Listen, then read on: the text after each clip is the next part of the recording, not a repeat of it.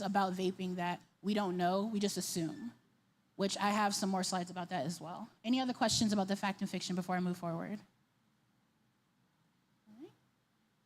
All right, so I saw a question that, so Ms. Janine provided me some questions that you all had. So I saw questions about why is my young person abusing substances? Is it mental health? Is it peer pressure? So it's a mixture of everything. So let's talk about what mental health is and what mental wellness is.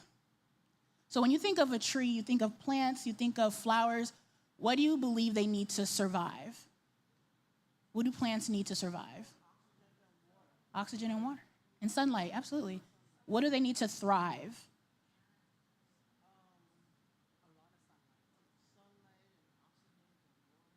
Yeah, absolutely. And if you want to just have one plant versus having an entire garden, it takes a little more work, right? So when you look at people, what do people need to survive just to make it? What do they need?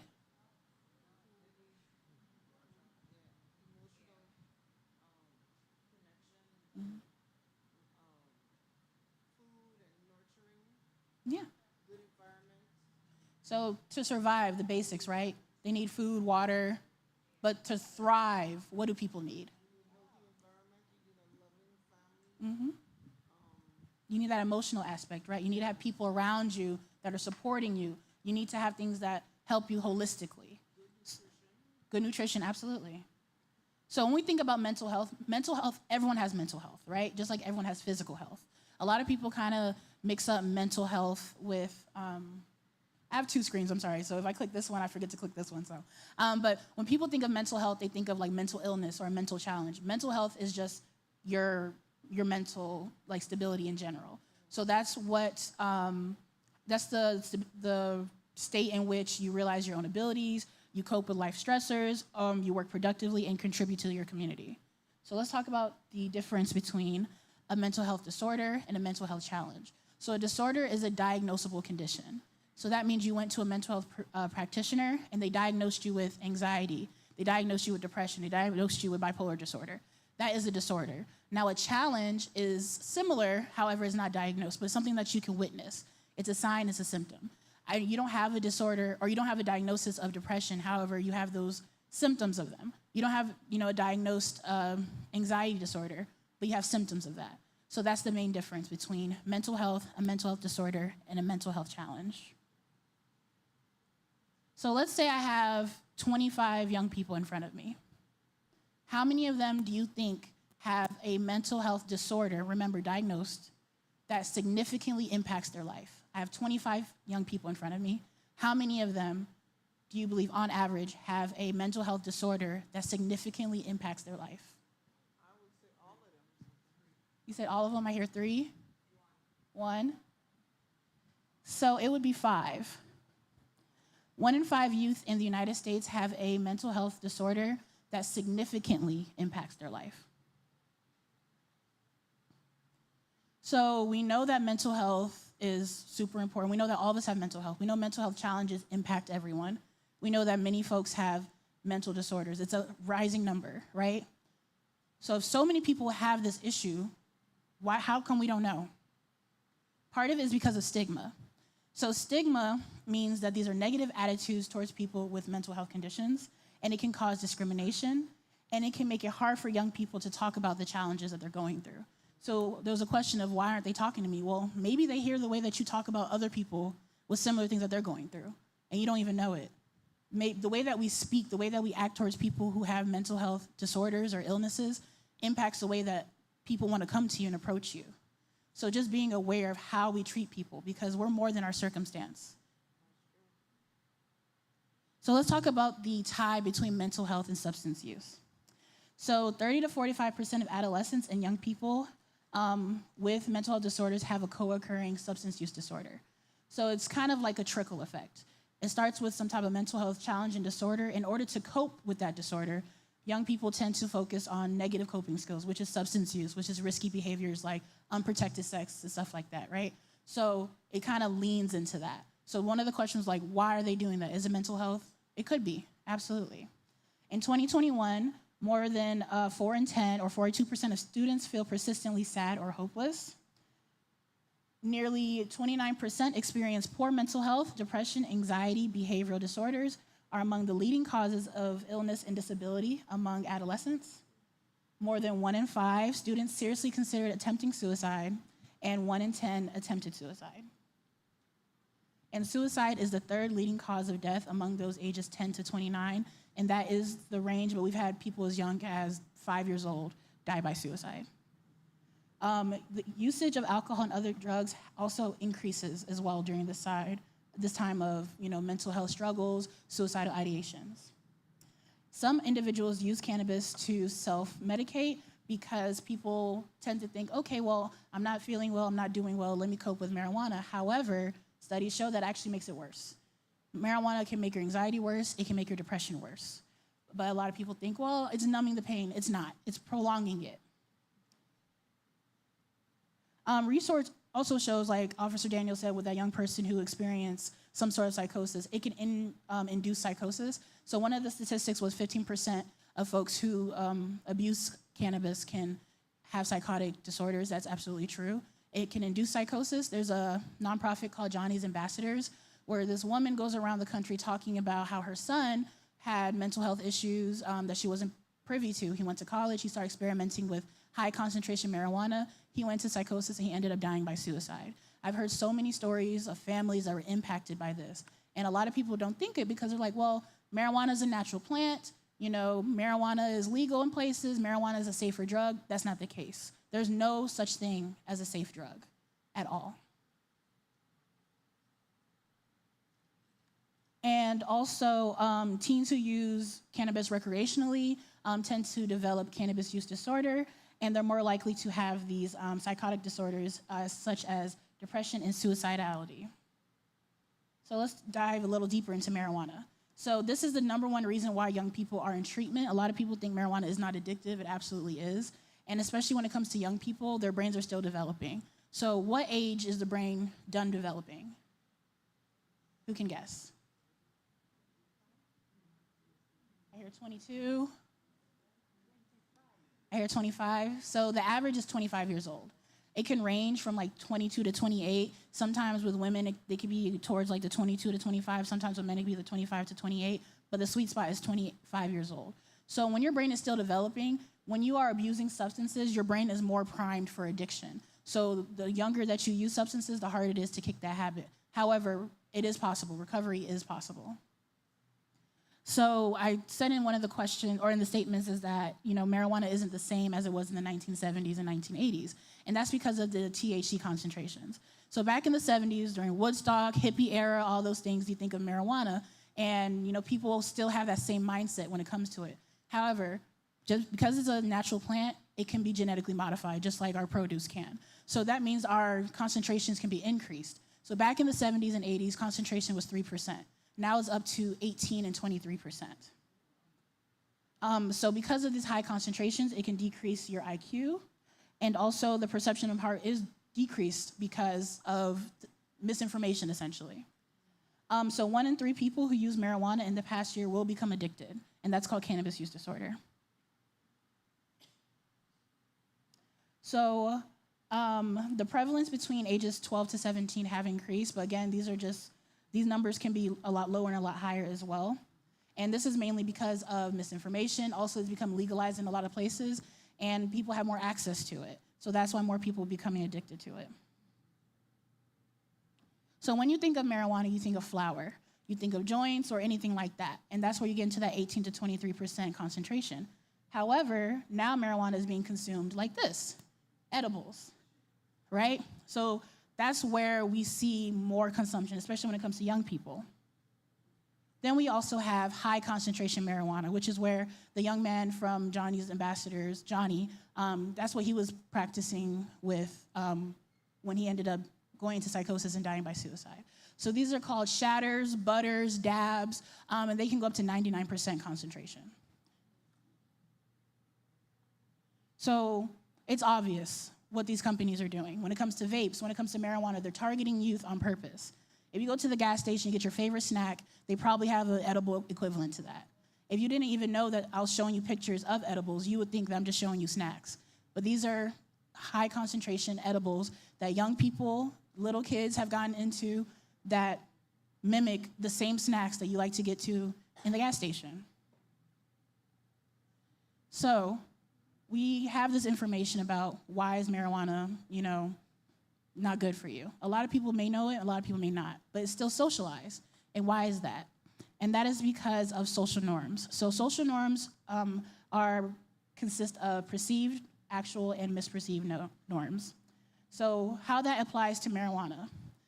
Perceived norms are what people believe that their peers are doing. So let's talk about young people. Actual norms are what most people think and actually are doing. And misperceived norms are when there's that disconnect between what's actually happening and what you think is happening. So the issue is that more people feel like everyone is doing it, so I might as well do it. When studies show most aren't doing it, but if they feel like everyone is doing it and they're not going to speak up. They're not going to say that they're not doing it. They're going to pretend, or they're just going to might as well do it because they think everyone else is doing it. So when you look at these statistics, these are Gwinnett County statistics, 78.1% have never used marijuana before. 93.4% have not used marijuana before the age of 13, and 87.8% have never used synthetic marijuana. A lot of people don't know that. They think, well, I see my friends doing it, I smell it or anything, but that doesn't necessarily mean that everyone is doing it. And that's okay. You're not lame, you're not a loser if you don't want to do this thing.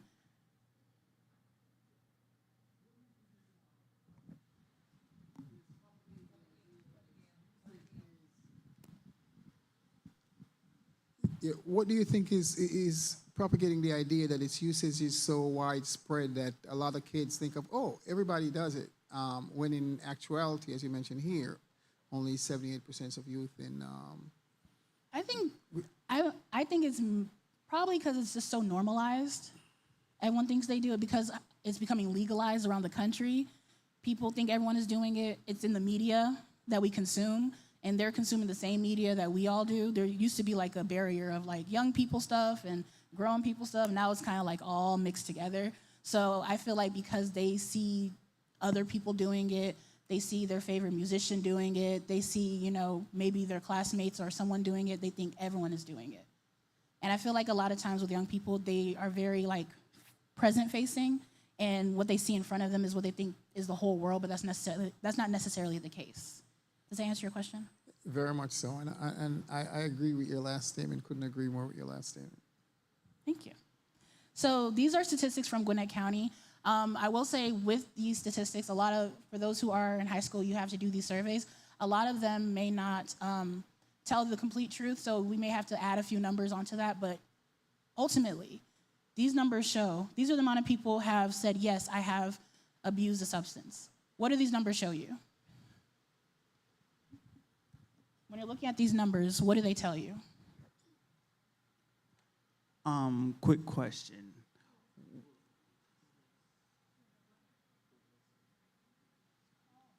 Yeah, you can go ahead. Okay. So is it okay to use like hemp oil or CBD instead of marijuana? I personally believe that using substances outside of getting a prescription from your doctor and using for self-medication, I personally believe that that's not a good coping skill. Using any substance that, if you have like some type of ailment and you haven't gone to a medical practitioner with that, then I would say no. If you go to your practitioner and say, hey, I just saw a study on this, I'm not a doctor.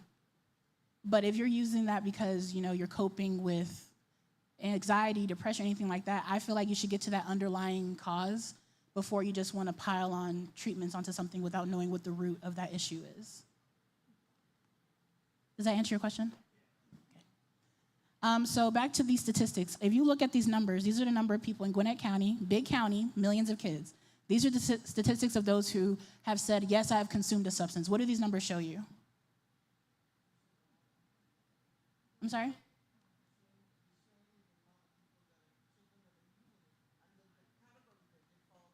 Mm-hmm. It shows you the numbers and the categories, absolutely. Yeah.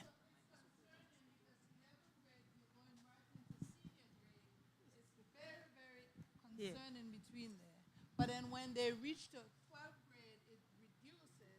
I guess they recognize, oh, I'm getting an adult now or something. But at 11th grade is really, concerning. Yeah. You can see that it steadily goes up and then it goes back down. Absolutely. Yes. Yeah, I work with teenagers. They did like, zip it. 'Cause Um, I'm going to college. I think with teenagers doing this, I work with them, and they tell me all the time, they're like, yeah, Miss Anastasia, like, I know people that don't tell the truth because they say it's anonymous, but they want your first, middle, initial, and they want the last four of your student number, and so it's pretty obvious, and they don't want to get in trouble. But I do think that those who said yes did tell the truth, and those who said no I don't think all of them, because of course statistics show that a lot of them aren't doing it, but I would say we could at the most probably add like another 10% onto there. But one thing I tell young people when I show them these statistics is that if you got a test and any of these numbers were on that test, would that be a good grade?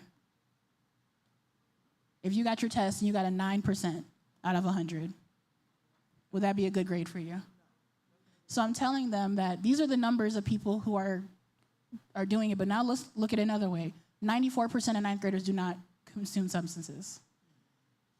90% of 10th graders don't use substances. So look at that. You are in the majority. If you are not consuming substances, you are in the majority.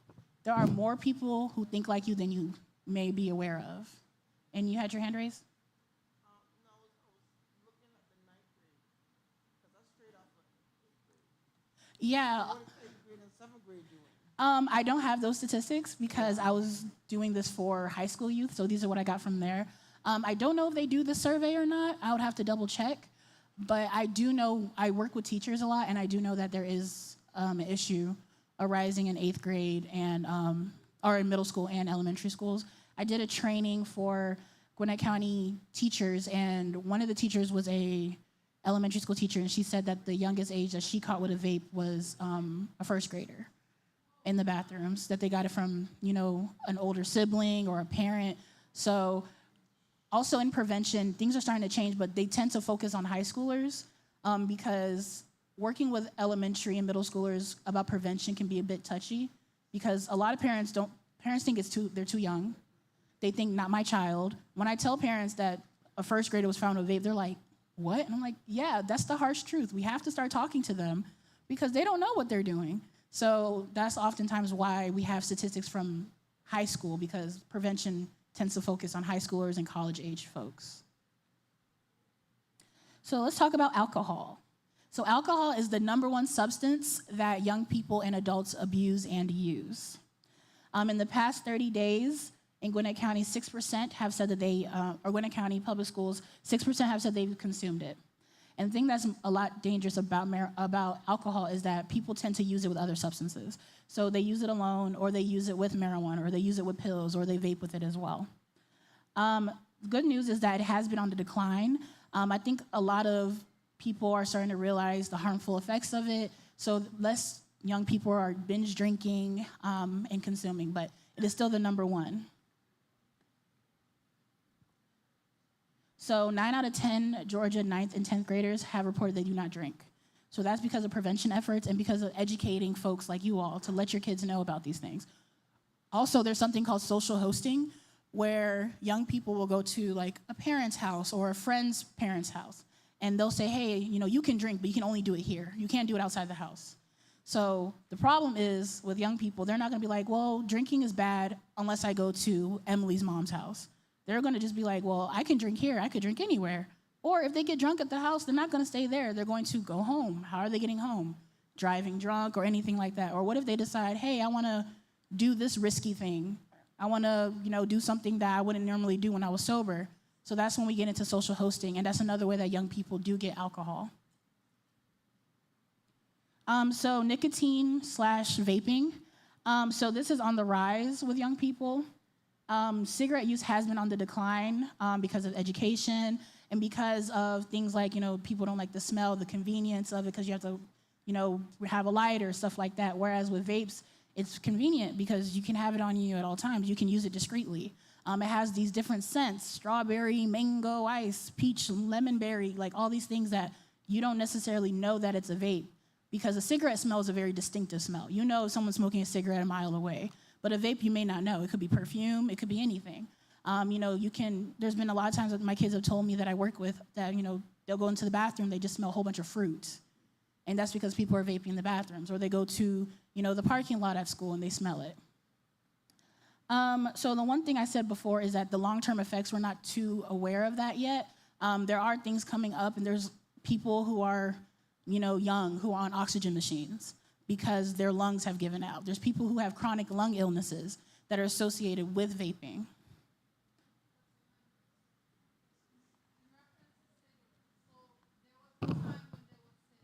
Wait.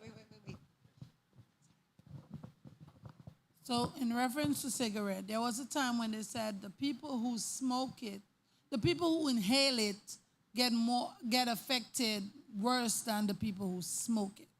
Is it the same thing for vape? Because you said that I'm familiar with the smell of strawberries and all of that. So when we smell it, right? Those of us who do not vape, when we smell it, is that gonna affect us too? Yes, you can definitely be impacted by secondhand smoke because it's not, people think that it's a water vapor. It's actually an aerosol. So think of like hairspray or like spray deodorant, right? So aerosols are a gas. So it fills up whatever space is in. So if you're in the car with someone who's vaping, you're going to be impacted by the effects, just like secondhand smoke with cigarettes. So vapes very much do have secondhand smoke. Thank you. You're welcome. When it comes to cigarettes versus vaping, a lot of times people, when they first came out, they're like, oh, I'm going to stop smoking cigarettes. I'm going to use vape as an alternative. Well, you're 4 times more likely to go back to cigarettes if you're to start vaping because it's not a safe alternative. When I went to the conference that taught me all of this, someone asked the presenter, what do you think is better, like, cigarettes or vaping? And he started by saying, disclaimer, I don't think either one is better, but I'd very much rather you smoke cigarettes than vape. And that's how dangerous vapes are.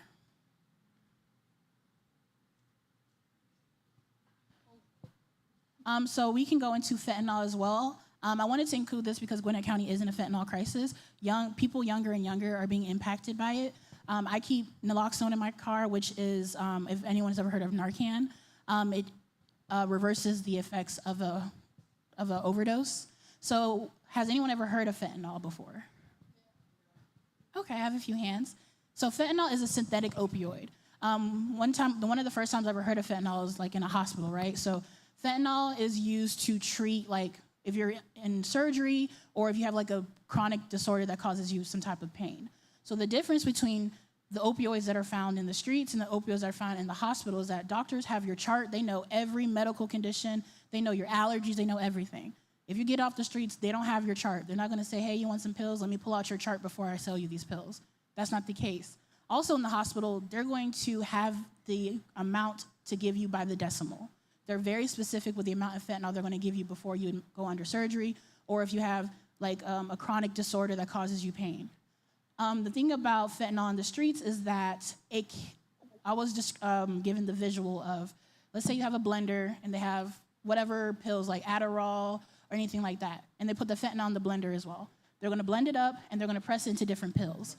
Now, one pill could have the smallest amount of fentanyl, and one pill can have it could be all fentanyl. And that's why the slogan, one pill can kill, is out there because fentanyl can very much kill you on the very first try. Fentanyl does not discriminate against race, gender, sexual orientation, wealth, anything. There's celebrities that have passed from it. There's teenagers in Gwinnett County schools that have passed from it. So fentanyl is something that's super important that I always try to talk to the kids about because it has been found in every illegal substance. It's not just pills. It can be found in marijuana. It can be found in heroin, anything like that. It's been found in every illegal substance.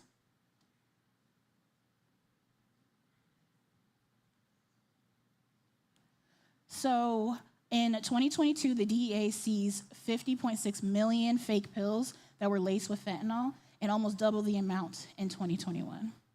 So this is another activity. I want you all to look at the screen. One pill is a fake pill and another pill is a real prescription. I want you all to guess which one do you think is the fake pill and which one do you think is the real pill.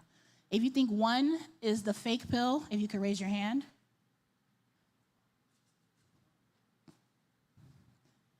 If you think 2 is the real pill, raise your hand.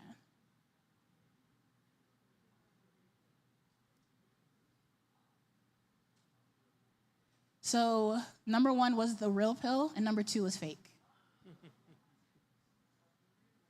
Mind you, assuming here, when someone's going to be given pills, we're not going to monitor and look at it and be like, well, this looks a little fake. They're just going to take it and consume it. But that's how, like, authentic these fake pills look. That's how dangerous this is. And that's why I also emphasize, when it comes to any type of prescription medication, the only time you should consume it is when you're prescribed from your doctor. If you have a prescription for however many days and you pass that amount of days, don't keep it because, well, I might have a headache later.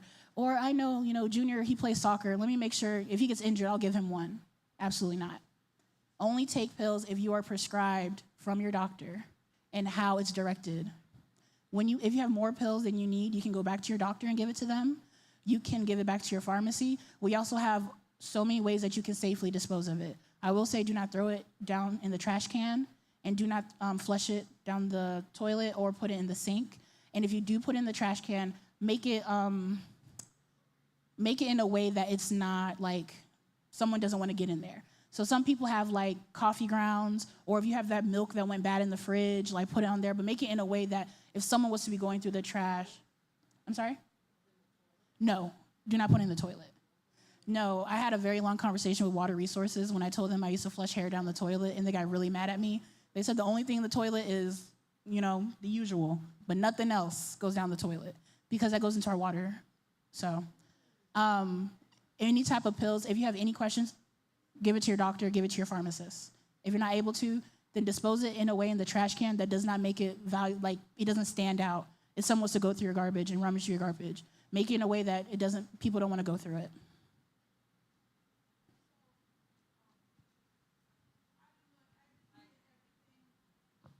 I didn't hear everything you mentioned about fentanyl. When I saw it, I wanted to ask a question, but I don't know. Maybe you answered it already.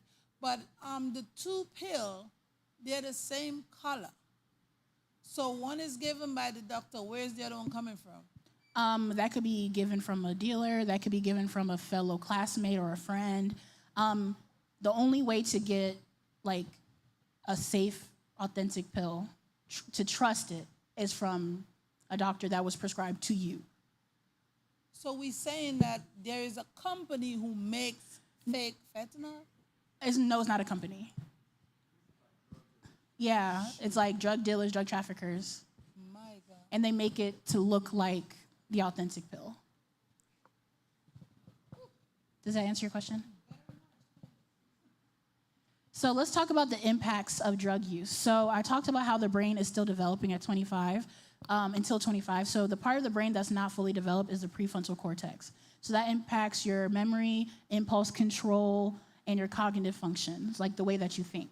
So impacting that makes your brain, work in a way that isn't supposed to be at your age. So you may be 25, but you have the brain capacity of someone that was 18, 19 years old, or even younger, depending on what age you started using your substances. There's also neurotransmitters like dopamine, serotonin, and glutamate, which impacts their mood, their motivation, and the way that they learn. And then if you overdose, you cause your brain to be hypoxic, which means you don't get oxygen to your brain, because when you overdose, you're not breathing. Some additional risk with alcohol, social, academic, and legal, you can tend to skip out on school, you'll have lower grades, risky behaviors like drinking and driving, using prescription drugs and other things as well with the alcohol.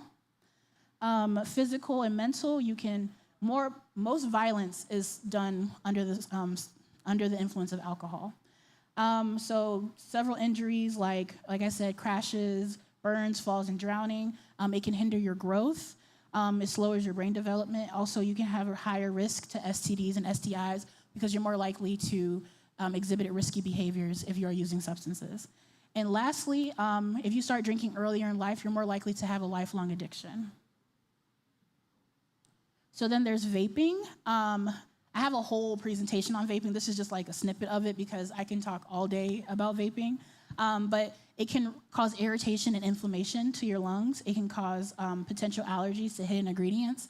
Like I said before, oftentimes they're made overseas, so there may be chemicals in there that we have no idea.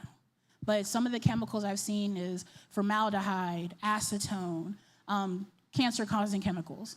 And when you see a vape that says strawberry, let's say strawberry flavored, they're not getting extracts of strawberry. They're gonna find a chemical that mimics the scent or what a strawberry would taste or smell like. Those are really, really harmful. And also, a lot of chemicals, I remember in chemistry, if you put one chemical with another one, you can cause an explosion.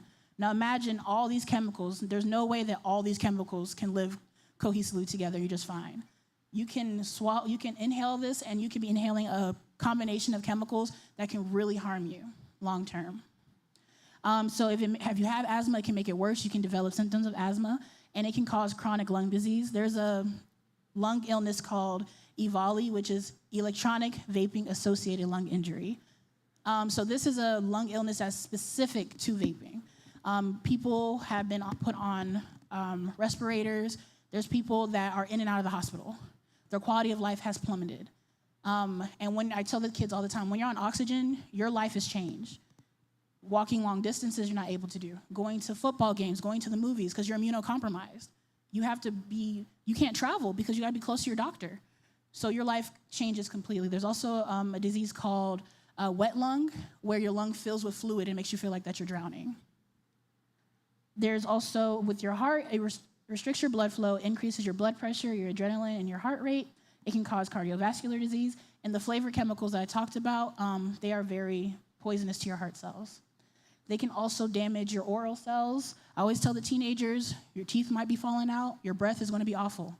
If you wanna continue vaping, that's a very serious thing that could happen. It can cause you to have seizures, gastrointestinal issues. You're more likely to get COVID because people tend to share their vapes, so you're sharing the germs and all that. It can cause severe burns or explosions. I've seen videos of people throwing away a vape and it explodes in the trash can, or it could burn you. Yes? I actually I pour water in the vape and it blew up. Mm-hmm. So it is true. Yeah, there's a battery in there. So sometimes, people may go to sleep with their vape and then they wake up, there's a burn in their mattress. And mattresses are very flammable. And ultimately, the most severe risk is death. Vapes can 100% kill you. So there was a question on how do I know when my young person is experimenting, if they are abusing substances, if they have some type of mental health crisis, and I'm just not aware. So the best way is to know what is a typical behavior of a young person and what is atypical. So typical physical development is hormonal changes, whether it be their voice is deepening, they're getting facial hair, they're increasing muscle mass and bone density, and they have those increase in height and weight. There's also cognitive, so they're thinking more abstractly. Instead of like a young person who thinks everything is like, what? A teenager's thinking more abstractively. They're using more logic and reason, and they're having more decision-making skills. They're forming their own beliefs, whether it be when you're younger, you think how your parents tell you to think, but when you're adolescent, you start to have your own thoughts. Whether it aligns with your parents or not, you start thinking for yourself. And you're questioning authority a lot, and you have a heightened focus on your physical and social appearance and acceptance. With social, you're starting to gain a sense of self. You're learning how to manage your relationships, and there's an increase in peer influence. And then emotional, they have moods that can shift quickly. They're developing empathy and cooperation, learning to resolve conflicts constructively, and recognizing and managing emotions. So now let's talk about signs and symptoms. So a sign and symptom of a mental health challenge. So a sign is something that is observable. They're sweating, maybe their hygiene isn't the best, right? Something that you can look with your eyes and see without anybody saying anything. Symptoms are what they describe. I have a headache, I feel nauseous. Things that you can't observe, but they tell you. So those are the difference between signs and symptoms. So when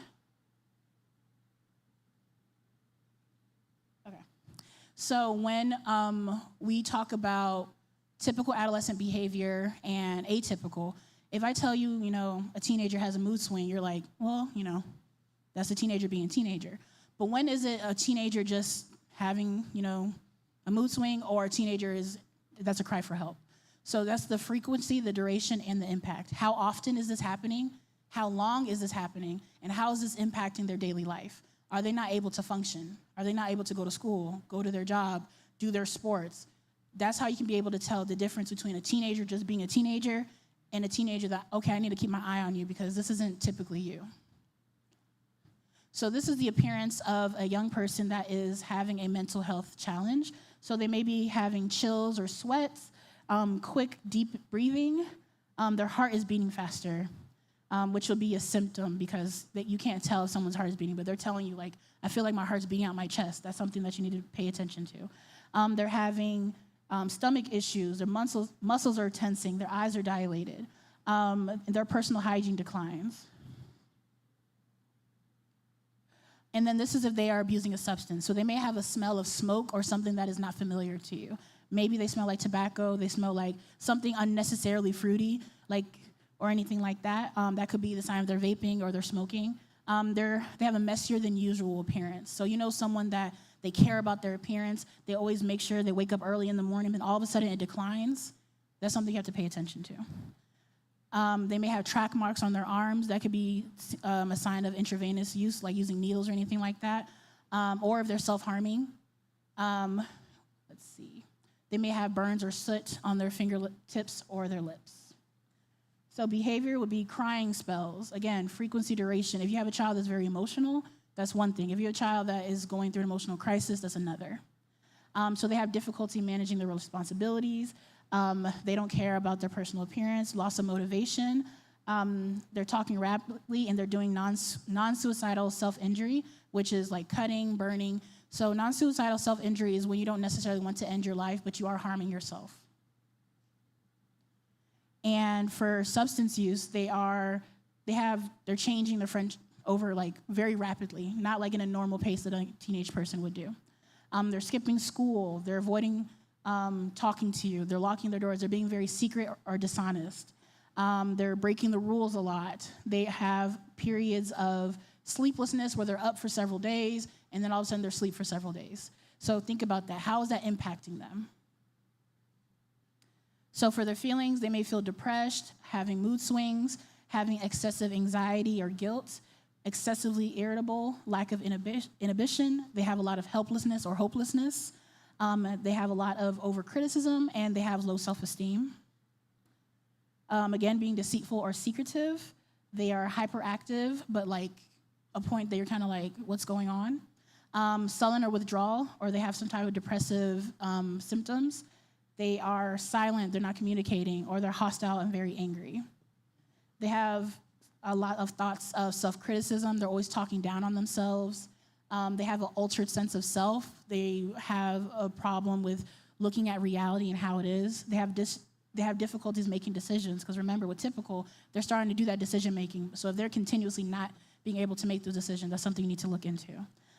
Racing thoughts, they're having delusions or hallucinations. They're suspicious, or they have thoughts of death and suicide. They're frequently sick, unusually tired or lethargic. They're unable to speak intelligibly. They're having slurred speech, rapid-fire speech. Nosebleeds are not associated with cold or sickness. They have sores and spots around their mouths. Sudden dramatic weight loss or weight gain. And they are having seizures and vomiting that is not associated with an illness. So this is just an overview of what are typical behaviors and what are potential warning signs. So, for example, they're withdrawing from family to spend more with friends. They're withdrawing with family and friends and social activity. They're occasionally losing their temper when things do not go their way. They're frequently arguing with adults and are purposely breaking rules, displaying aggressive behavior. They're moving from childhood likes to teen pursuits. They're losing interest in favorite activities and not replacing them with other pursuits. Sometimes struggling to compete or an undesired task, difficulty remaining focused, and maintaining concentration across a variety of tasks and settings. So your teenager has been playing soccer since they were in kindergarten. All of a sudden in high school, they decide, I don't want to play soccer anymore. I'm interested in hockey, or I'm interested in graphic design. That's not a warning sign because they're substituting that with something else. They've been playing soccer since they were young. They want to quit, and they don't want to do anything. They want to stay in their room. They want to sleep. They don't want to do anything. That is a warning sign. You have a teenage girl. She changed her outfit. She used to dress really, Barbie pink, and now all of a sudden she's dressing differently. She changed her outfit. Is that a warning sign? Not necessarily until you ask her motivation. Why did you change the way you dress? Well, that's the fashion now. Like, people dress like this. They wear sweatpants in the summertime. Okay, cool. Or I'm wearing oversized clothing because I hate my body and I don't want anyone to see me. I'm wearing long sleeves because I'm cutting and burning myself and I don't want anyone to see that. So that's when you ask these questions about what they're going through. So what are the risk factors of a young person to experience mental health? So those are called adverse childhood experiences.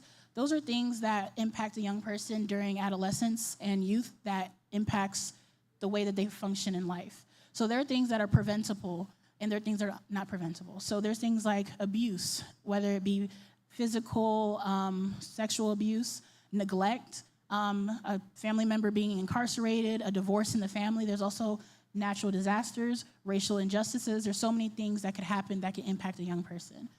Things like corporal punishment. If your family's not able to handle conflict and they have like a very argumentative household, or they live in a community that has food insecurity, or they have violence. So I did a presentation some time ago at a conference about why young people don't feel comfortable talking to adults about what they're going through in their lives. And these are the things that they told me. I don't trust them. They don't understand me. They belittle my feelings. They're trying to solve my problems. It doesn't feel authentic. They don't know us. They give unsolicited advice, and they're too judgmental. These come from teenagers that told me why they don't feel comfortable talking to their parents, talking to their counselors, talking to their teachers. There are so many people like you all and myself who work with young people, who have young people in their lives, who are here to help, but these are reasons why they don't feel comfortable. Yes? Can someone pass her the mic, please?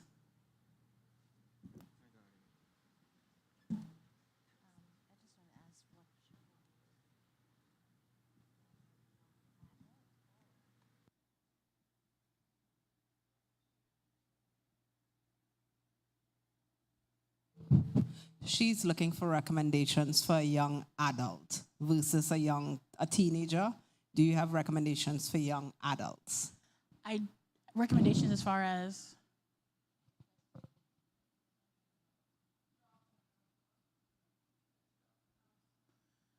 The reasons why they use drugs and alcohol? Why they don't want to talk with the parents? I would say similar to this. I talk to high schoolers directly, but I would say it's the same thing. They don't feel comfortable. Or even could go to that stigma. They may overhear you talking about someone or a situation where someone's going through a mental health challenge or crisis, and you talk negatively about them, they're like, well, I'm not going to talk to you about that. Or they don't feel comfortable talking to you. But there's also, it doesn't mean they don't feel comfortable talking to an adult in general. You may not be that person, but you may have someone in your life that is. Maybe their auntie, maybe their coach, maybe they're, someone else that they feel comfortable with.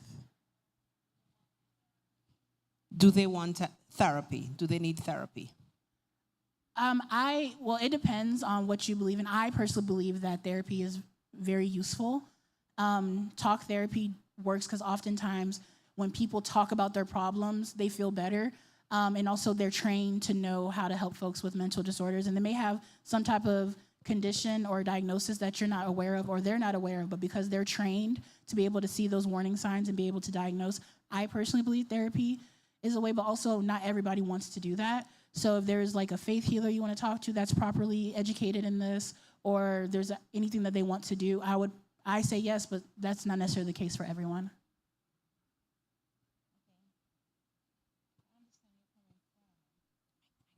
If I have such an adult, young adult, do I leave them alone? Should they go on with their life? Or do I, what? With those things you're talking about, I believe that maybe to come to you per se, and what would you talk with her about so that the answers would be, answered? My daughter to talk with me. I can't force, however. I think the best way is to just have an open dialogue in general. Like, it doesn't necessarily have to be what they're talking about, but just what's going on with you, like, casually, right? Like, that's how you're able to know that something's really going on, too, because maybe they feel like they're not going through anything. So catching up on their days, and then you can have those like, oh, okay, I noticed this, I noticed that. And then you can also, I have slides on this as well, but talking to them about, like, being transparent. Like Ms. Daniel said, like, be honest. Could I come to my sister here? Can you talk with my daughter for me, please? Find out what is going on.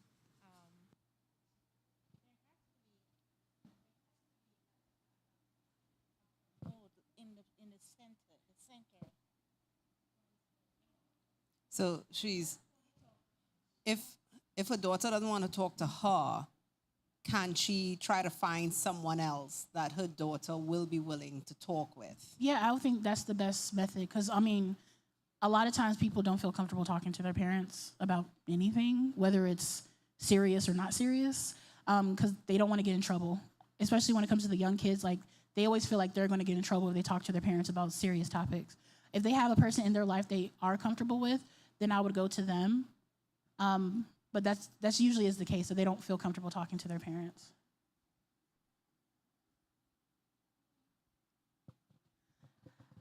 So how can you be able to combat all those reasons that young people don't feel comfortable talking to you? Be a trusted adult in that person's life, or find a trusted adult in a young person's life, and be mindful and build genuine connections. So how can you be mindful and build genuine connections? Remember their names, something as simple as that. A lot of times people, hey, you, come here. No, call them by their name, okay? Ask about their interests. Hey, I know that you love graphic design. How's that going? How was your game? Okay. Listen non-judgmentally, which we'll talk about that. Be consistent with them. Check in on them. Let's have that relationship. Be honest with them.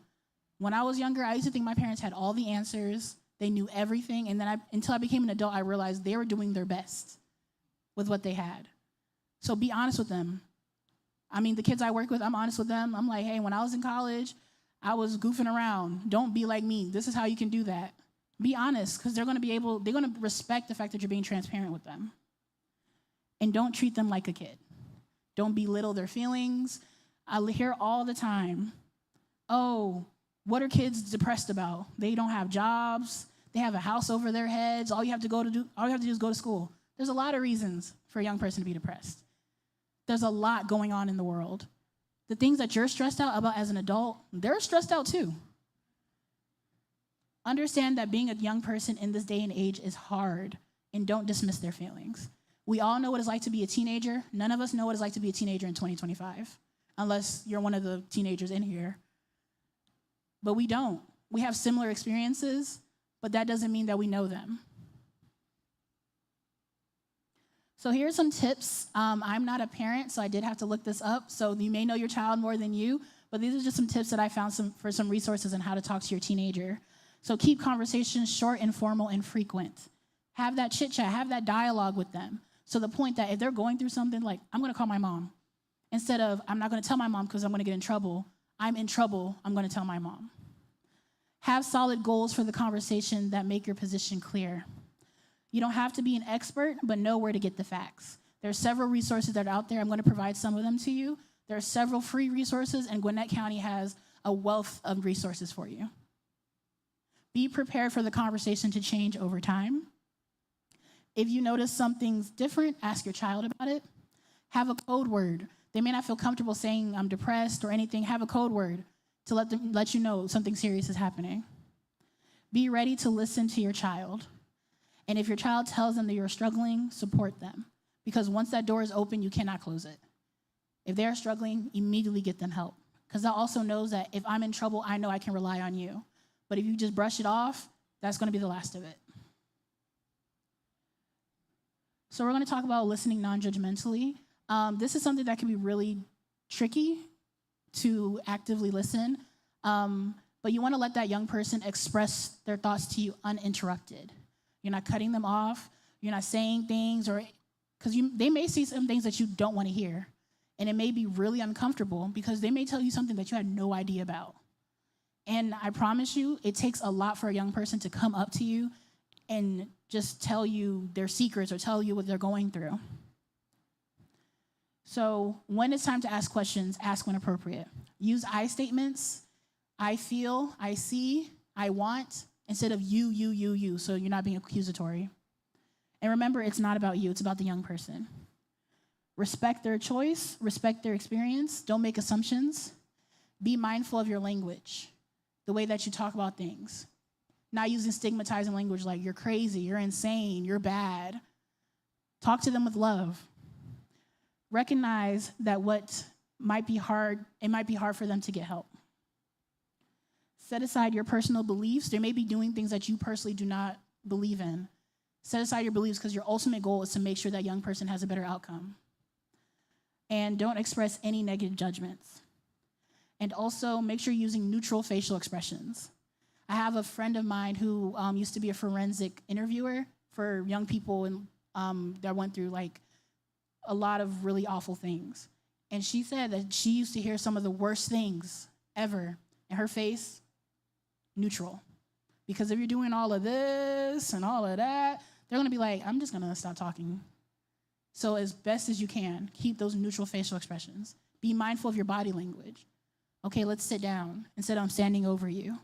Making sure that there's a space for them that they feel comfortable, because this is gonna be an uncomfortable conversation. When we're talking about being mindful of how you speak, there's something called person-first language. So person-first language is putting the person before their circumstance. So instead of calling someone schizophrenic, they're living with schizophrenia, or they were diagnosed with schizophrenia. A person is diagnosed with bipolar instead of they are bipolar. We live in Georgia. People always say the weather's bipolar. No, the weather is unpredictable. The weather is infrequent, but it doesn't mean that the weather is bipolar, because that puts a stigma on people who do have bipolar disorder. Someone is a person who uses drugs, a person who's experiencing addiction, someone who's living in addiction. Instead of calling them an addict, a drug user, or a junkie. Making sure we modify how we talk to people, because like I said before, we're bigger than our circumstances. If someone has diabetes, that's not the only thing about them. If someone has depression, that's not the only thing about them. That's a part of them. So protective factors are a way to combat adverse childhood experiences. That's that trusted adult. That may not be the parent, that may not be, their auntie or anything like that. It could be their older cousin. It could be their coach. It could be their counselor. Find that trusted adult in that person's life, because that is a great way to combat adverse childhood experiences. Because you can do everything that you can. You can't prevent the pandemic from happening. We can't prevent, a hurricane hitting. We can't prevent their uncle getting, incarcerated. We can't prevent these things. However, what we can do is be that trusted person in their life to make sure that they have support. That's what we can do. Making sure that they have positive friendship and peer networks. Making sure that they have things to do, after school programs. Making sure that they're, dabbling in their interests. If they're creative, work in that. I know you like to draw. I know you like music. Things like that. Help them with their interests. Let them know that there are positive ways that you can cope. You can't prevent them having a mental health challenge. You can't prevent them from being diagnosed. You can help them have a positive coping skill to help with that. So I gave Ms. Janine the Adolescent Treatment and Recovery Referral Guide. There was a lot of questions on types of treatment. I have a QR code here as well. I think we have enough for everyone. But what Ms. Janine is going to pass out is the guide. So that's where you can find in treatment, out treatment, recovery, detox, all the things. Like I said, I'm not a recovery and treatment professional. However, we do have colleagues, and they are in there. There's also Viewpoint Health. That's in Lawrenceville. I think that's on like Stone Mountain Street, I believe. But Viewpoint Health is another resource that we work with. But yeah, this is just a guide to show you the different types of recovery and treatment facilities. So the types of health professionals there are medical doctors, advanced practitioners, psychologists, social workers, counselors, and therapists, crisis support specialists, substance use professionals, and certified peer specialists. These are the only folks that could help diagnose and treat someone with a mental health disorder. No one else. Someone who's CPR certified can't do open heart surgery. Someone who, watched Grayson Anatomy can't go to the hospital and say, "Doctor, I got this." So these are the only folks that can do that. And how they do that is through individual therapy, group therapy, medication, family therapy, and rehab programs. These are the methods in which typically people do it. There was a question on the difference between inpatient and outpatient treatment.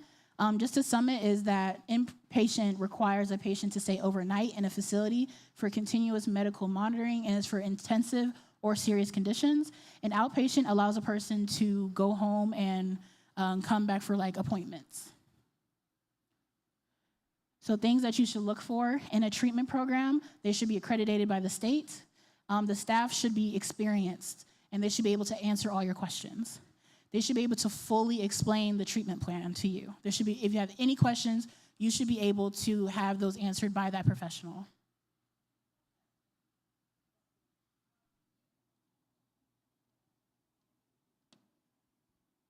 Behavior is considered a mad person. I'm sorry, I didn't catch that. In Jamaica, I believe it's considered the mental problem that someone has, like you're going mad or crazy. What is the difference so that we clarify? Well, I'm gonna say quote unquote going mad and crazy, that's stigmatizing language to describe someone who's having a mental health challenge. So I think the main difference is the way that people talk about that person that's going through that crisis. A lot of times people say those words and that person is going through, whether it be psychosis or anything like that. Typically, people who are living on the streets are have some sort of mental health disorder or have some type of illness or challenge going on. But the difference between someone who has a disorder and someone who's called quote unquote mad or crazy is just the way that people talk about it and how they refer to that person. That's why we go back to the person first language. If we eliminate the way that we talk about people and try to eliminate that stigma, then we're able to have those conversations and get these people help. Can I add to what she just said? So, as West Indians, and I'm sure Africans do the same thing, we like to say, you're going mad. My mother always used to ask me if I did something, she would say, "What happened? You're crazy or what?"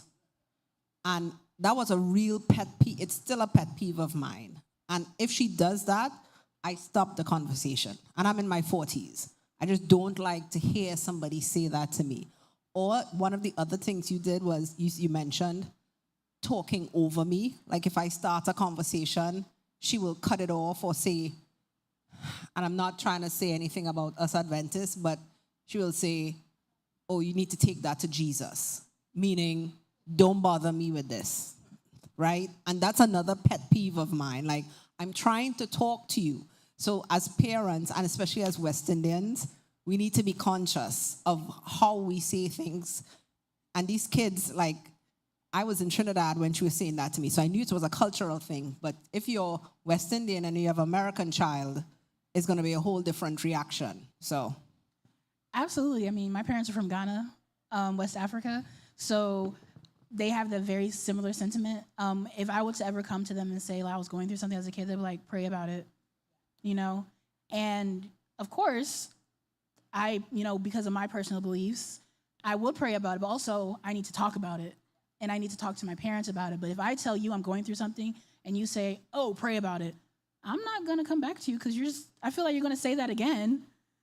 And I feel like, especially with children of immigrants, you put a lot of pressure on yourself.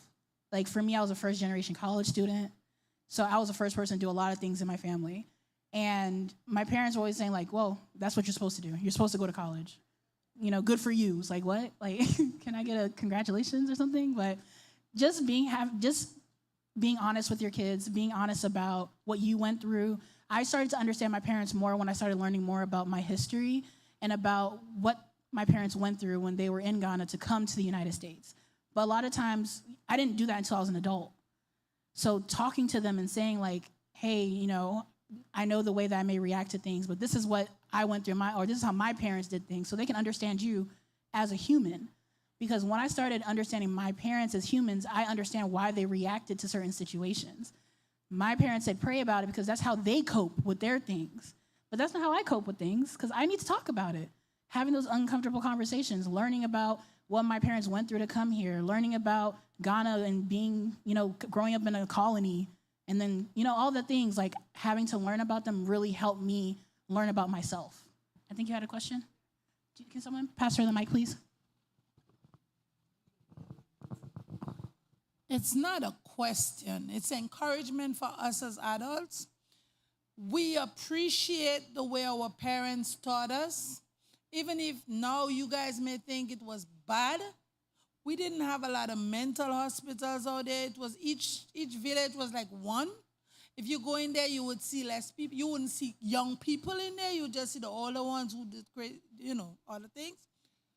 Right now, if you go into these mental hospitals, a lot of young people as young as 9 or maybe 5, because you said a first grade or.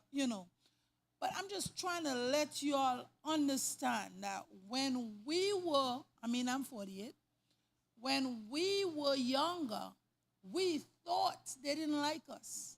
Now we are older, we realize that they were protecting us with all what they got.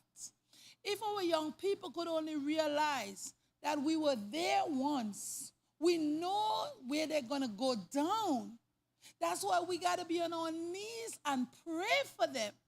As much as they're out there doing whatever they do, we, as the older ones, have to pray for them.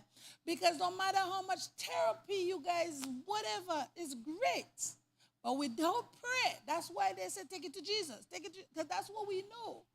And it worked. Mama can attest. It worked. So that's what the encouragement for all of us. Yeah, absolutely. And I don't think there's anything wrong with that at all. I think that people cope different ways, and there has to be a combination of that. So if religion is a way that you cope with it, that's absolutely fine. And in addition to that, having those conversations. In addition to that, we're going to go, if they're open, go to therapy. In addition to that, let's have this open dialogue. So yes, absolutely. If coping is praying for your child and taking it to your pastor, your elder, also having that continuous conversation with them. I want to add to what Sister Val said. So we as adults, we have that connection with God where we could pray about things, right? A 15 and a 16-year-old may not have that connection as yet. I'm not saying a parent is their God, but that's the closest thing to God they have. While we could turn to God for help and go on their knees and pray, have all-nighters and stuff, a 15 and a 16-year-old, they're not there yet. So when they come to you, yes, you pray for them, but you have to be there for them. So I think that's what you're saying. Just be there for them in whatever way they need. And just not say, okay, pray about it. Yeah, because like when I would describe it, like for example, my example was when my parents said that like I had a close family member that was having a mental health challenge where they needed immediate help.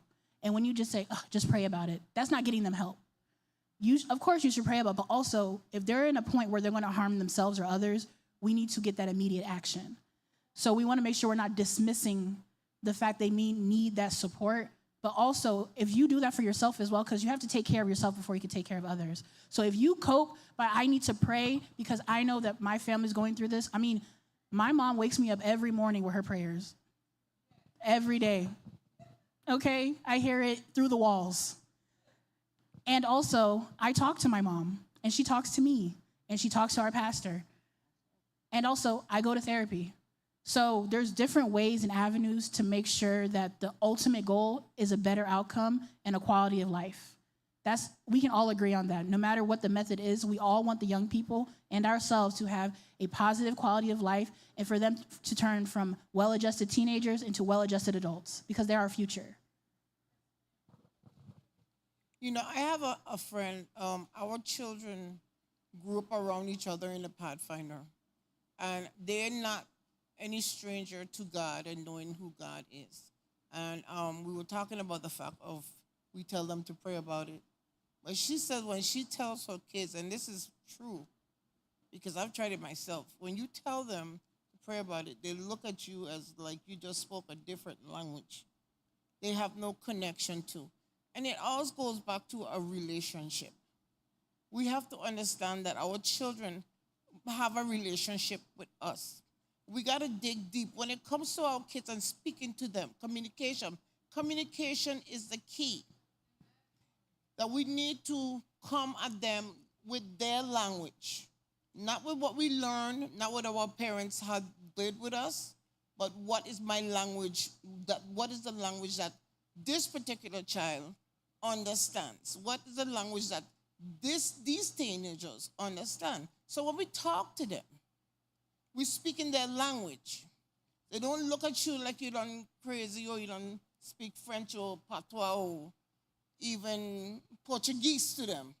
But they look at you in a manner where they feel you are serious.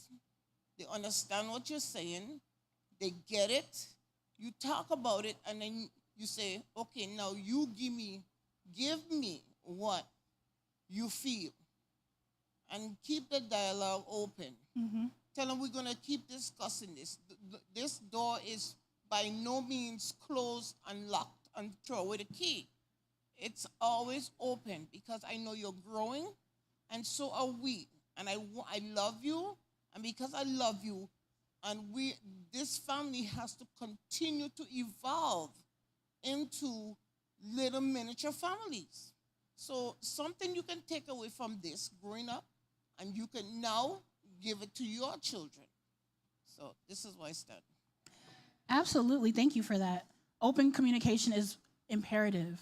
And also, we're not comparing them to others. Oh, look at so-and-so's son. They're over here doing this. What are you doing? Or trying to, everyone always say with Africans, you have to be a doctor, lawyer, or engineer. Well, I didn't want to be any of those things. That doesn't mean that my career path is less than. Yeah, don't judge them. If someone comes to you and they're telling you something that you may not personally agree with, be grateful they're coming to you so then you can help them get on that right track. So what if the young person doesn't want help? Or what if you notice a young person who isn't in your family and their family isn't open to them getting help? It happens. A lot of people don't want to admit that they have a problem. They're embarrassed or they're in denial. So a lot of people may not want help. Encourage them to do what they're comfortable with, but something has to give. We're not going to say, okay, I hear you, you don't want to get help, and then we're just going to continue on the same path. Do what they need. If they want to talk to their faith leader, if they want to talk to whomever, that's fine. And then bring up the conversation again, because they may be apprehensive at first, but later down the line, they may be open to it. Let them know, hey, I'm here for you. I'm here for support whenever you want it, and then continuously check in on them. Hey, how's it going? What's going on? What are we doing? Also, there was a question on what if you can't afford treatment.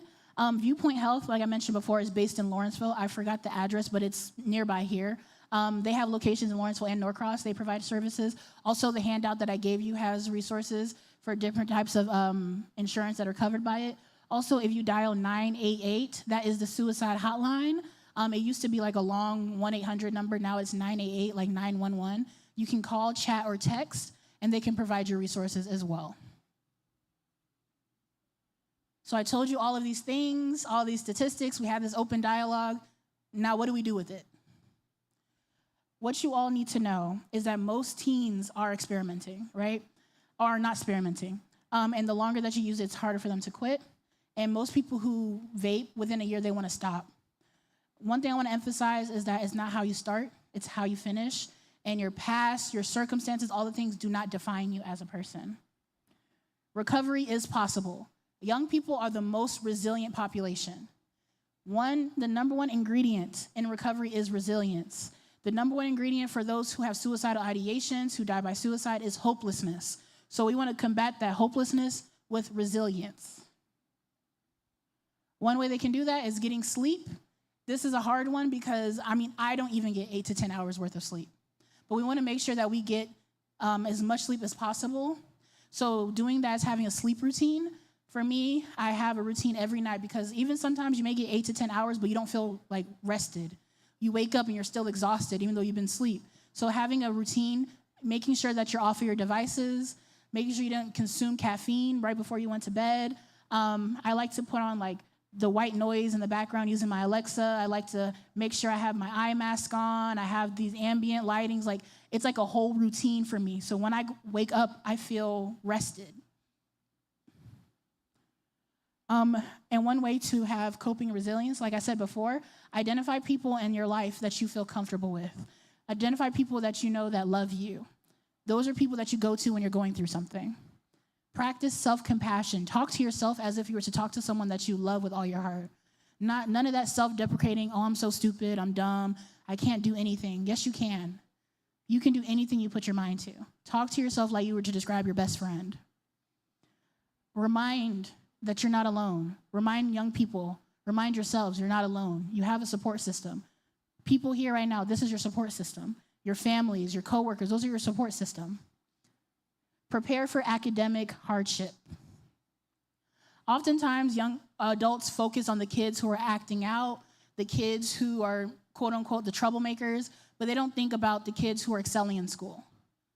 Those kids need to be looked at and talked to just as much. People who are the president of the clubs, the captain of their teams, they need to be paid attention just as much. Because I was doing a presentation with the kids that I work with, and it's called the hotspot activity, where they label places in their school where they see frequent drug use. And one of the kids went to GSMST, which is the math and science school. And she was like, yeah, people don't really abuse substances in my school. Like, we don't really have a vaping problem, but these are areas where people have mental breakdowns. And she said it in jest, but she was serious because they don't have a drug problem, but they have a mental health crisis because this is a STEM school. They want to get into the best schools. They want to have straight A's. But I was talking to a counselor at a medical school, and she said the most kids that come into my office are kids who were straight A students for their whole lives, and they came to medical school, and they failed their first class, or they got their first C, and now they want to harm themselves because they don't know how to cope with that. So letting them prepare and let them know, like, hey, I do want you to do well in school, but what happened? What can we do to make this better? How can we move forward so that next time we can do better? Let them be prepared for that. Accept any type of help that is offered. Practice gratitude. I do gratitude journals with my kids. What's something that you are grateful for today? Who's a person that you're grateful for? So you can look back when you're having a rough day and think about the gratitude, because you're not having a bad life, you're having a bad moment. So let's try and push forward. Find your spark. Find something that interests you. Find something that makes you feel better about yourself so you can use that whenever you're coping. And I'll ultimately talk it out. There was another question that said, what do I need to do for myself? Self-care. That's what you can do for yourself, because you can't pour out of an empty cup. When you're helping someone, I had to do that myself. I had to help a close family member with a mental health crisis and get them into treatment, and that was one of the hardest things I had to do in my life. And then afterwards, you're just drained, and you're just like, what do I do? You have to take care of yourself. Think about something that you do that makes you happy. Go for a walk. I like to get my nails done, get your hair done. Do something for you. Go talk on the phone with your friends, something that makes you feel better. So it's a practice to preserve and improve your own mental health and physical health. So these are the resources that I told you about, 988. There's also the GCal app. And for our parents or adults who have young people in their life they care about, Operation Parent is a nonprofit. They offer webinars and trainings for adults on how to talk to their kids about substance use, about mental health, about all the things. I utilize a lot of their information. So they are a great resource. And I believe all their trainings are free, if not low cost. And then at Guide, we do QPR, which is question, persuade, and refer. It's CPR, but for mental health. And then we have youth mental health first aid. A lot of the information from this slide I got from the youth mental health first aid training. QPR, it could be virtual or in person, as well as youth mental health first aid. And QPR is about an hour and a half. Youth mental health first aid is 6 to 8 hours, but it's essentially ways for you to help young people in crisis. Thank you. We have one question. Hello. Hi. God said in the first place, right? Adam and Eve, I give you all these trees here. But you see this one fruit? Don't talk about it and don't touch it. We brought up our children. When they get big, you taught them how to pray and how to ask the Lord blessing. You parents have to take them and guide them. And as they grow day by day, they accept what you said to them as time goes by. So, as parents, let us take our children the first thing in the morning, kneel with them and pray with them, and you will be their guide. It's the commandment said, honor thy father and thy mother, that thy days may be long upon the land which the Lord thy God giveth thee. Thank you so much, Sister Beatty. Any questions for Officer Daniels or Anastasia? Or any last comments?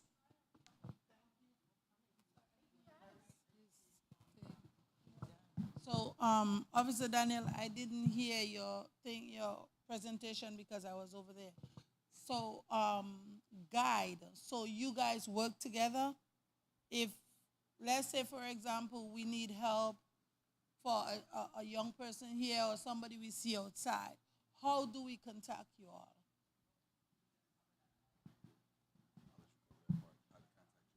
Oh. Okay, so I do trainings a lot for young people. I go to the schools, and we have a lot of resources. So if you go to our website, guideinc.org, we have trainings, resources available on there. We have tools for you to talk about vaping and all that. You can come to our office, which is in downtown Lawrenceville, the TAG office, 750 South Perry Street. We're on the 3rd floor. If you request documentation, we can have that. We also collaborate with Gwinnett County Police, the public schools, all that. So if we're not able to directly help you, we do have resources to help you. You're welcome. For Officer Daniels or for Anastasia? If not, Brother Gale, would you mind come?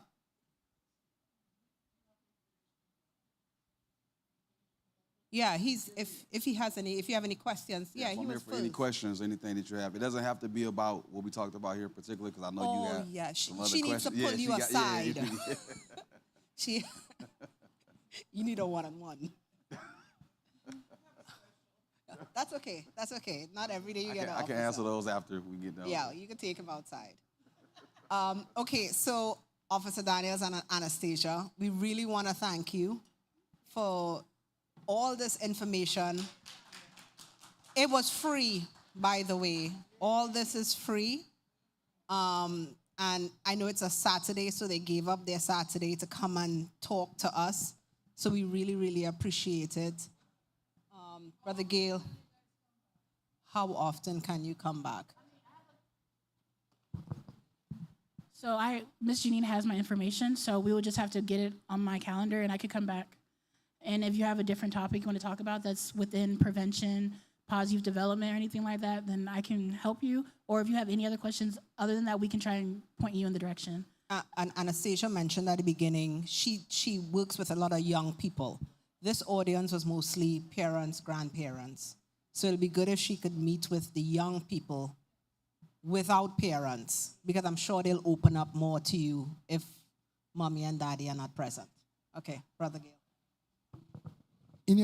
I love the presentations, I must say.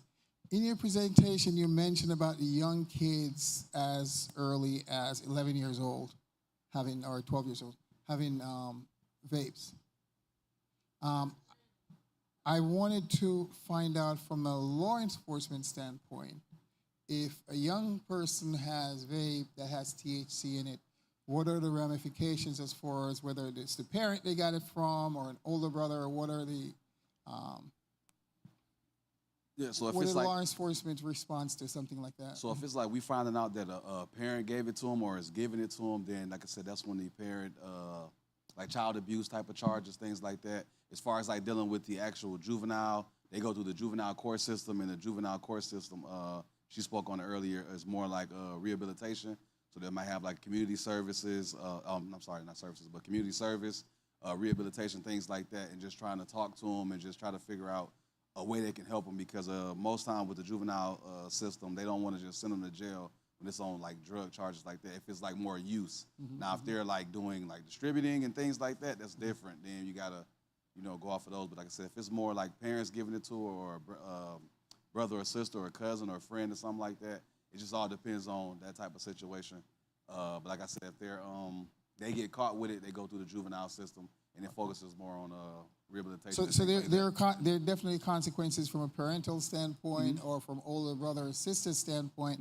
So an older brother or sister shouldn't think that they're getting away Right. by giving it to them and everything's going to be okay. Because if it comes back, there can be consequences. And it's like she stated earlier, a lot of times we don't know if we don't know, meaning like people have to speak up, and you hear this now, like don't be a snitch, don't say nothing. Like, no, we need to know, you need to tell us, because as she was stating, you have a first grader getting this type of stuff, like they clearly don't know what they're doing, and someone's clearly giving it to them. So we need that type of information, because as I stated earlier in my when I was speaking, we have the Tobacco 21 law that was passed in July 1st of 2024, meaning that they raised the requirement, so you have to be 21 years or older to purchase or to sell any type of e-cigarettes, nicotine, vapes, alcohol, of course, or things like that. So the law is trying to catch up, but like I said, it's just always evolving. Like when she showed the picture, and one of the young ladies asked about the one that was actually the fake one looked real. They're not like actual companies that are making those, or actual like drug dealers like in different countries just making this, or here, they just making this stuff. Like you'll be surprised that we go to some of these subdivisions sometimes, and we have, because I'm also on the SWAT team, I'm a negotiator. So we go out to SWAT cars, and we have people houses, and you'll look at this house, and you will think this is a quiet community, nothing ever going on, but they're manufacturing the drugs inside this house. You know what I mean? So you never know what's going on, but that's why we always say, if you see something, say something, because that's the only way that we can do our job to try to get the vapes and the drugs off the streets. And then, of course, like I said, she does her part with talking to young people, and then, coming out to events like this so we can figure out the problems that's going on. Yeah. What would you have to say to like a young person who is 19, 18, their older buddy is 22 or so, and in going to that person's house and that person has these paraphernalia there, what should be their mindset when they appear in a house and see that kind of stuff, knowing that there are consequences? What would you have to suggest to them at that point in time, as far as the young people when they encounter situations like that? Peer pressure has always been around. So it's like what Mother said here, it starts at home, talking with your kids, praying with your kids, doing the things that you can do. So when they get it, and then when they get in those situations, they'll know how to handle it. And like you said, just keeping that open dialogue, because a lot of times, I know when I was a kid growing up, I was scared of my father. Like, I didn't want to tell him nothing because my father was going to kill me.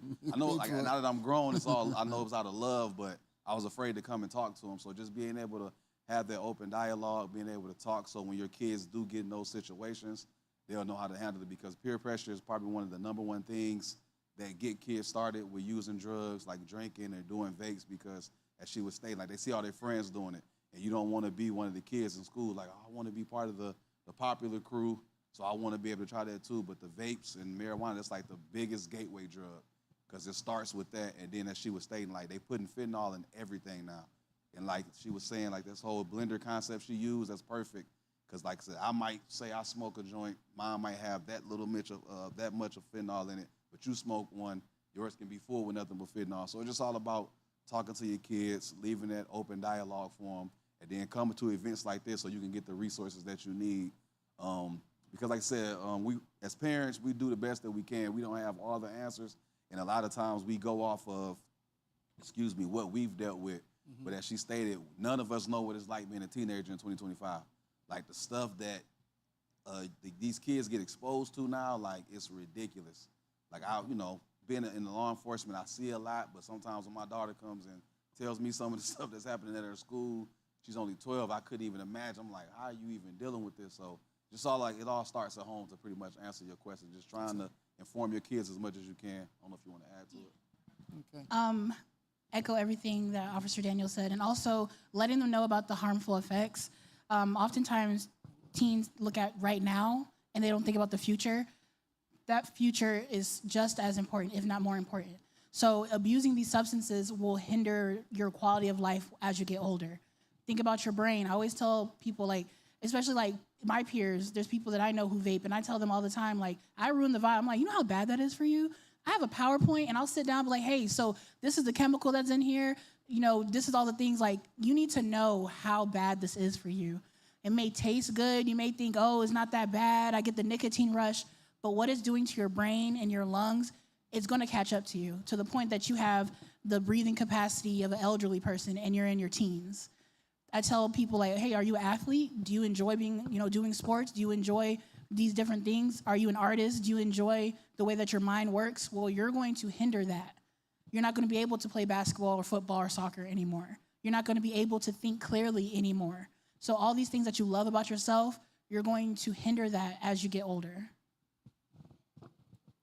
Okay, on that, we just want to say thanks. Can we give a round of applause to Anastasia and Officer Daniels? We know it's a long day or a long afternoon, and we just want to say, Sister Anastasia, we have a token of a gesture of our appreciation for what you do. Officer, thank you so much. As usual, we just want to let you know we appreciate everything that you do, and we thank you for being here. My sister has already asked, when can you come back, but we'll work on that because we appreciate this, okay? All right, thanks again. We're just gonna Thank pray you for before having us. All right, we're just going to pray before we go. Okay, hold on. I'll be really quick. So we thank Anastasia and Officer Daniels.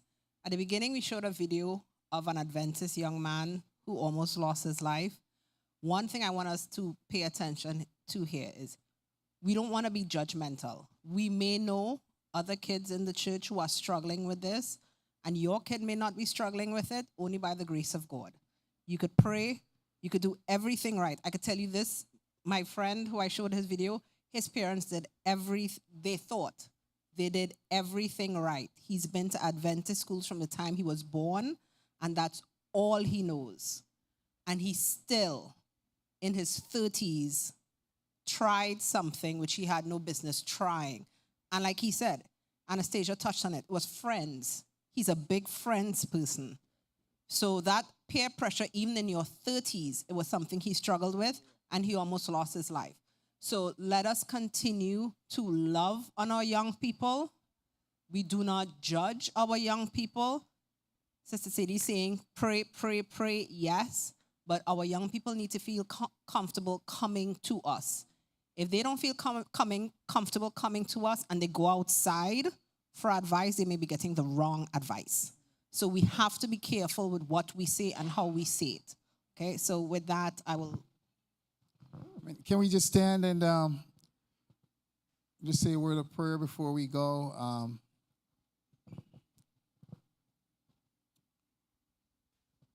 Let's pray. Heavenly Father, this was such a beautiful day. It's a day in which we're reminded who you are to us. You are Father and continues to be, Lord. We had a beautiful day when we were able to have the community come in, and we had fellowship lunch with everyone. And here it is, Lord. You know the challenges that our young people go through, Lord. And adults also, Lord, because whenever one hurts in the family hurts. And we just want to say to you thanks for the information that was provided to us here today by Officer Daniels and our dear friend Anastasia. Now I can say, we ask that you continue to be with them in their ministry as they go out and share and educate our young people on the best choices to make in life, Lord. We ask that you'll continue to guide them. We ask that you guide all of us here, Lord. We thank you for the gathering, again, we say, and for those who stay, we just want to say thanks to you for staying and sharing in this part of our day. Lord, we ask as we go, we ask that you'll continue to cover us, we ask you could protect us, and we ask that you provide for us. And again, as we go, may we all stay faithful to you, obedient to your word. So whenever you do come, Lord, we all will be ready. In Jesus' name we do pray. Amen. Amen. Thank you.